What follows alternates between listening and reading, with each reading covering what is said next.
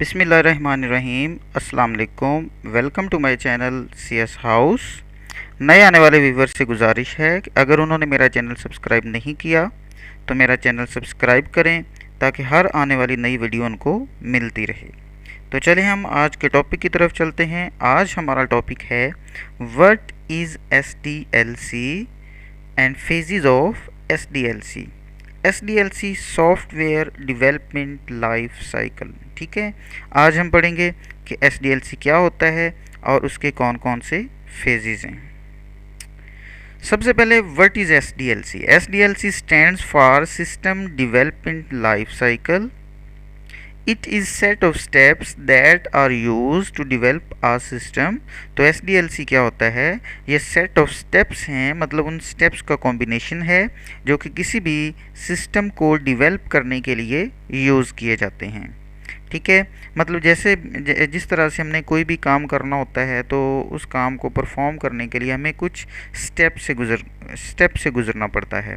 तो उन स्टेप्स को हम अपने मतलब कंप्यूटर साइंस में क्या नाम दे रहे हैं? हम दे रहे हैं SDLC का, कि जो किसी भी सिस्टम को डेवलप करने के लिए हम स्टेप से गुज़रते हैं, उन स्टेप्स को हम कहते हैं SDLC। अब इसमें कौन कौन से फेजेस हैं या कौन कौन से स्टेप्स हैं? First of all preliminary investigation, system analysis, system design, system coding, system testing, system implementation and system maintenance. ठीक हो गया। ये हमारे 7 फेजेस हैं जिनसे हमें गुज़र कर एक अच्छा जो है वो सिस्टम बना सकते हैं। वन बाय वन उनको डिस्कस करते हैं। सबसे उसी तरह से जो हमारे 7 फेजेस थे उनका एक डायग्राम है। सबसे पहले प्रीलिमिनरी इन्वेस्टिगेशन, उसके बाद सेकंड है सिस्टम एनालिसिस, उसके बाद है डिज़ाइन और उसके बाद है कोडिंग। कोडिंग के बाद क्या बनेगा? टेस्टिंग। टेस्टिंग के बाद हम क्या करेंगे? उसको इम्प्लीमेंट कर देंगे। ठीक हो गया। और लास्ट में हम क्या करेंगे? उसकी मेंटेनेंस करेंगे। तो जब ये क्वेश्चन आप सॉल्व करेंगे तो पहले आप उनके नाम लिखें, उसके बाद बेटर होगा कि आप उन फेजेस को एक डायग्राम की शक्ल में भी ज़रूर लिखें। ठीक हो गया। उसके बाद प्रीलिमिनरी इन्वेस्टिगेशन, सबसे पहला स्टेप हमारा। Preliminary investigation is the first phase of SDLC। In this phase system is investigated in following veg. कहता है कि सबसे पहला हमारा फेज़ है और इसमें हम प्रीलिमिनरी मतलब बुनियादी, ठीक है, इन्वेस्टिगेशन मतलब जांच पड़ताल करना। सबसे पहले हम ये करते होते हैं कि हम अपने सिस्टम की जांच पड़ताल करते हैं। किस तरह से? हमारे कुछ चीज़ें हैं। सबसे पहले जी सिस्टम आइडेंटिफिकेशन, कि हम सिस्टम को आइडेंटिफाई करते हैं कि हम बनाने क्या जा रहे हैं। सिस्टम स्कोप, हम देखते हैं कि हम जो सिस्टम बना रहे हैं उसका स्कोप क्या है, उसके ऑब्जेक्टिव्स वगैरह क्या हैं। ठीक है। प्रीलिमिनरी स्टडी, और फिर हम उस पूरे सिस्टम को स्टडी करते हैं। उसके बाद है फिजिबिलिटी स्टडी। फिजिबिलिटी से मुराद ये होता है कि जो सिस्टम हम बनाने जा रहे हैं क्या वो पॉसिबल भी है या नहीं पॉसिबल। मतलब कोई हम ऐसी चीज़ तो नहीं बनाने जा रहे जो कि बनानी इम्पॉसिबल ही नहीं है। ठीक है। या कोई ऐसा हमने प्रोजेक्ट स्टार्ट कर लिया है जिसके लिए हमारे पास जो है वो लोग नहीं है उस काम को करने के लिए, हमारे पास मतलब वर्कर्स नहीं हैं।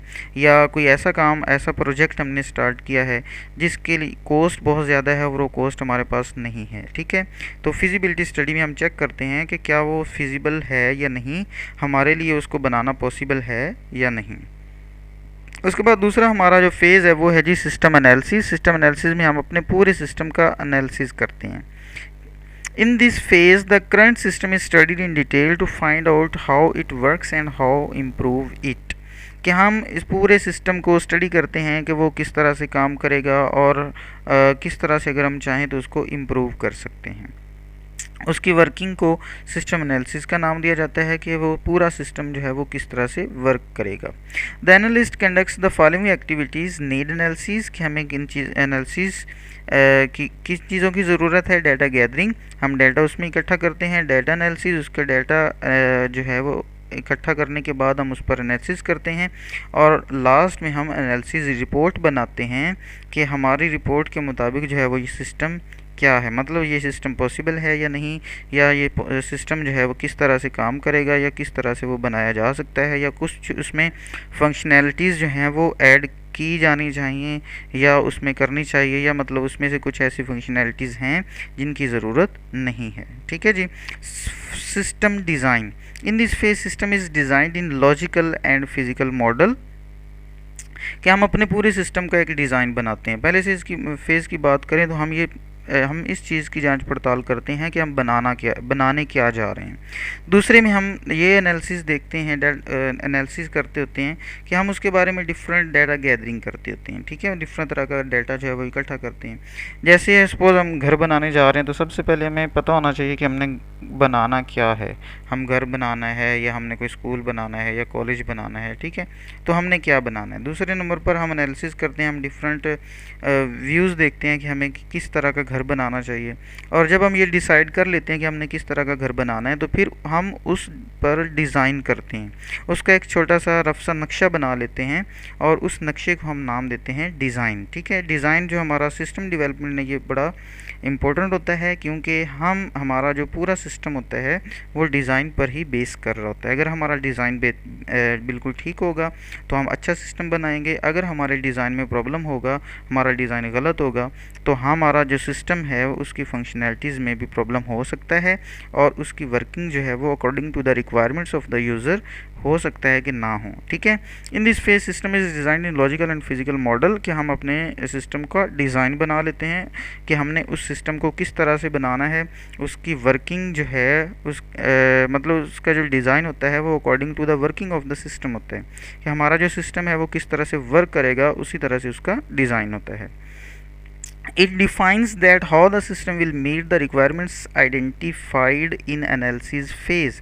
हम इसमें ये फाइंड आउट करते हैं कि हमारी कौन कौन सी मतलब जो है वो कौन कौन सी रिक्वायरमेंट्स हैं और कौन कौन सी मतलब रिक्वायरमेंट्स से मुराद हमारी यूज़र रिक्वायरमेंट्स हैं। ठीक है, अगर हमारा सिस्टम जो यूज़र रिक्वायरमेंट्स के मुताबिक होगा तो हमारा सिस्टम जो है वो बेहतर होगा, क्योंकि हमारा सबसे पहली तरजीह होती है कि हम ऐसा सिस्टम बनाएं जो कि यूज़र की रिक्वायरमेंट्स को पूरा करे। यूज़र हमसे जो चाह रहा है हम वही बनाएं। ठीक हो गया। System coding. कोड होता है जी जो हमने डिज़ाइन बनाया उस पर वर्क करना, उस पर काम स्टार्ट कर देना, उस पर जो सपोज़ अगर हम सिस्टम बनाने जा रहे हैं तो सिस्टम बनाना शुरू कर देना। सॉफ्टवेयर डेवलपमेंट कर रहे हैं तो हम सॉफ्टवेयर को उसका कोड लिखना शुरू कर देना। ठीक है, या अगर हम सपोज़ घर की एग्जांपल ले रहे थे तो हम घर बनाने जा रहे हैं तो हम अपने मतलब जो मज़दूर हैं, मिस्त्री, उनको बुला कर और ईंटों के साथ घर की तामीर करना शुरू कर दें तो उसको हम कोडिंग का नाम दे सकते हैं। तो coding this phase consist of writing programs for system, कि हम अपने प्रोग्राम जो हैं वो लिखना स्टार्ट कर देते हैं।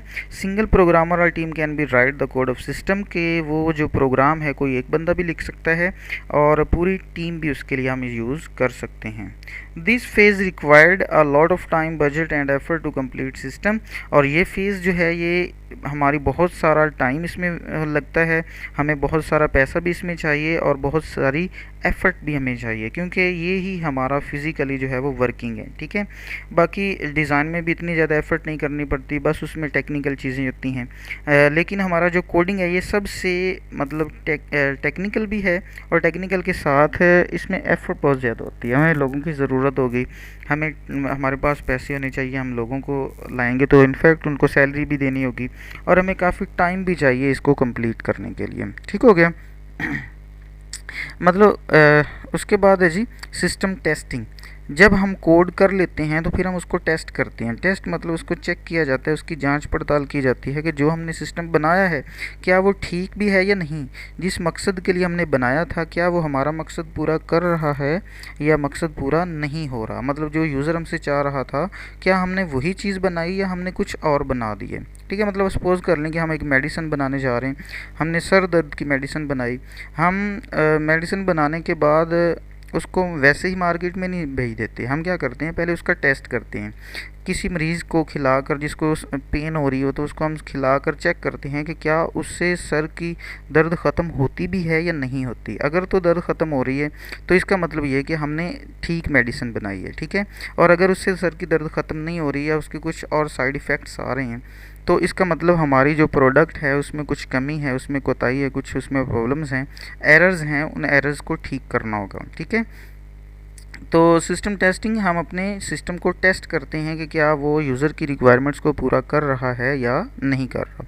Complete test of system is very important.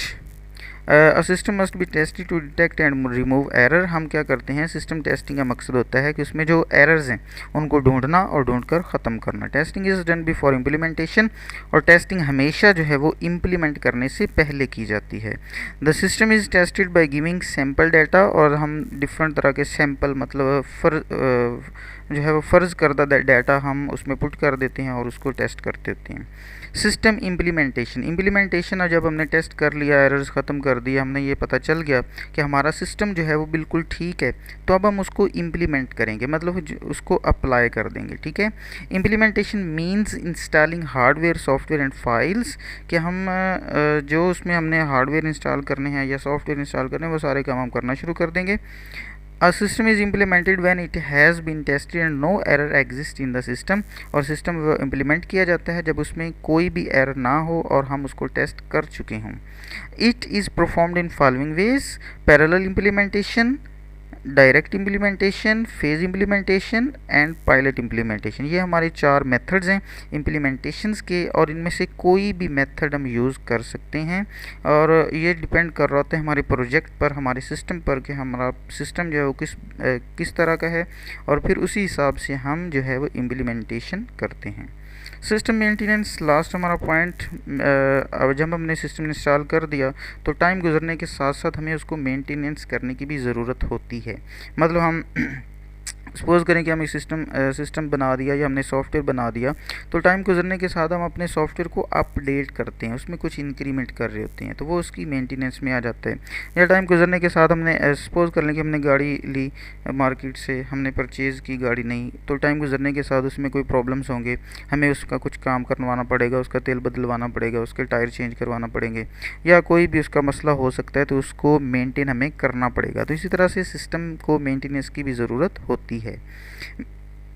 Maintenance is the process of checking the working of system, कि हम उसकी वर्किंग को चेक करते हैं। It is very important ensure that the system is fulfilling the objectives. ये बड़ा important वो कहते होता है कि क्या जो हमारा सिस्टम है वो according to the requirements of the user काम कर रहा है, मतलब जो यूज़र ने हमसे कहा था उसके ऑब्जेक्टिव्स को पूरा कर रहा है या नहीं कर रहा। Maintenance includes the following activities: correcting the problems in system, अगर सिस्टम में कोई प्रॉब्लम है तो उसको ठीक करना होगा। Updating system to fulfil the new requirements, और अगर कोई और रिक्वायरमेंट्स हैं तो उनको अपडेट करना है, मतलब वो भी फुलफिल हमने करनी है। Improving the working of system, हमने सिस्टम की वर्किंग को इम्प्रूव करना है। ठीक है जी, स्टे ब्लेस्ड, अल्लाह हाफिज़।